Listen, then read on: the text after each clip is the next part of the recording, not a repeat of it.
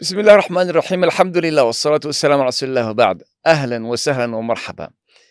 The impactful decision making prophetic model. How did Prophet Muhammad sallallahu alaihi wasallam make decisions in life?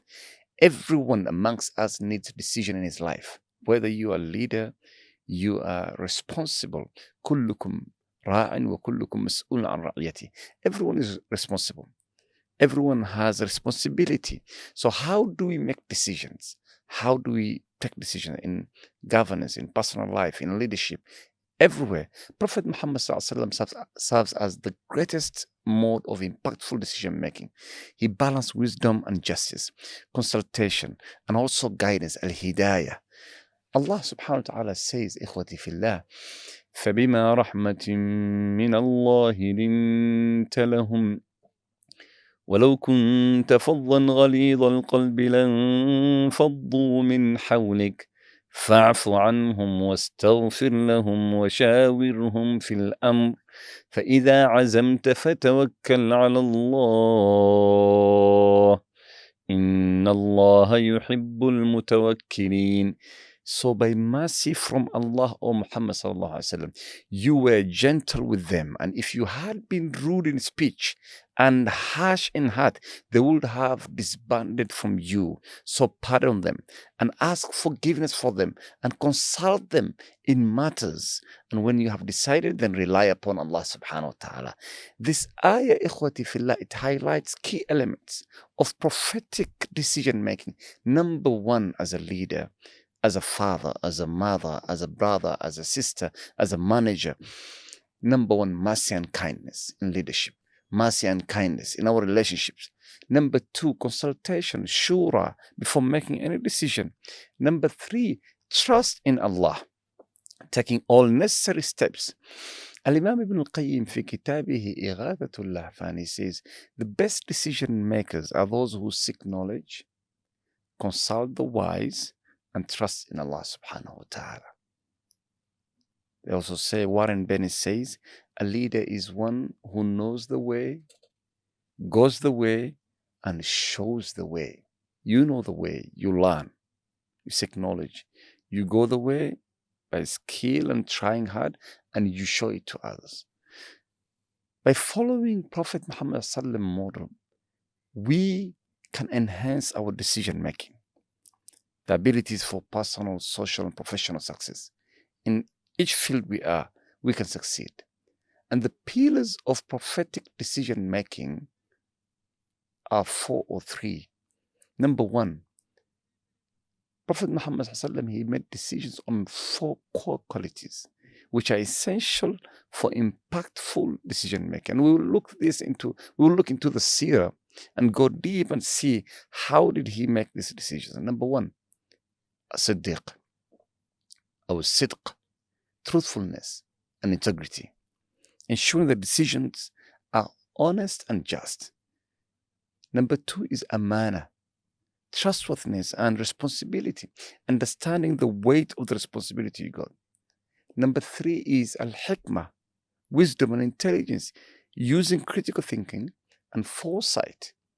Number 4 is shura. These 4 calls: consultation and collaboration, seeking advice from others, what to do, looking at the matters. These qualities allowed Prophet Muhammad sallallahu alaihi wasallam to make long-lasting decisions. The process he made, this process, we can see this in Hudaybiyah, we can see it in Uhud, we can see it in many other places. Number one, he sought knowledge. In whatever he was going to make, the decision he was going to make, he used to seek knowledge of Prophet Muhammad sallallahu alaihi wasallam. And Allah subhanahu wa ta'ala gave him knowledge. And understanding the situation, he will understand his environment, the situation he's going into, before making any decision. Prophet Muhammad sallallahu alaihi wasallam ensured he had relevant information.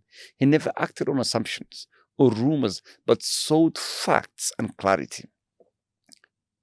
In Treaty of Hudaybiyah, when negotiating with the Quraysh, he carefully analyzed their demands. And then after that, he chose diplomacy over conflict, which led to a strategic victory for Islam afterwards. Though the treaty seemed unfavorable, Umar says, Alasna al-haq, are we not on the truth? but it laid the foundation for the conquest of Mecca. The lesson we learn from here is do not rush decisions without full knowledge. Short-term losses can lead to long-term gains. Short-term losses can lead to long-term gains. So we may lose now, but we're going to gain in long term. Number 2 is the consultation, shura, and collective wisdom. You may be wise individually, you may not be wise collectively. So we have to make sure, ikhwati fillah, to be wise collectively, how to work together, being together with people, how to be on the safe side, how to be a good Muslim while dealing with others. Prophet ﷺ consulted his companions before making any decision. He could consult even as young as Ibn Abbas, who was 11 years old, 12 years old, when Allah subhanahu wa ta'ala says, Allah said, and consult them in matters. وَشَاوِرْهُمْ فِي الْأَمْرِ. Then when you have taken a decision, rely upon Allah subhanahu wa ta'ala. The Battle of Badr, Prophet Muhammad ﷺ, he consulted the Sahaba. We were saying he consulted even Ibn Abbas when he drank milk, and he said, Ibn Abbas, you on the right and Abu Bakr is on the left. If you allow, I can give it to him. He was consulting young men in the Sahaba. He also consulted Hubab ibn al-Mundhir, suggested that this position was not a better position for the army in Badr. The Prophet ﷺ accepted this suggestion with humility and wisdom. So never assume that you have all answers when making decisions. Number 3 is evaluating moral and ethical implications. As I'm making this decision, is it ethically right as a Muslim? How about morally? Prophet Muhammad ﷺ ensured that his decisions aligned with justice. They align with fairness, align with morality. Example, dealing with the prisoners of war in Battle of Badr. Some companions suggested that executing the prisoners, while others suggested releasing them for ransom. Prophet Muhammad ﷺ chose the merciful approach, allowing prisoners to gain freedom. This kind of decision in Ghazwat Badr, in Ghazwat Uhud, you see that Prophet Muhammad ﷺ was never in a rush. He will consult the Sahaba, and he will look at what am I gaining in the long term. He will not just act out of emotions, assumptions. So, ikhwati fillah, we have to consider the ethical consequences, not just short-term gains. Justice and mercy should guide decision making. Al-adala wal-rahma. Those are 2 things which are very important in our lives while making decisions. Al-adala, justice, and al-mercy, al-rahma. Without rahma, you cannot be a leader. Without rahma, you cannot make rightful decisions.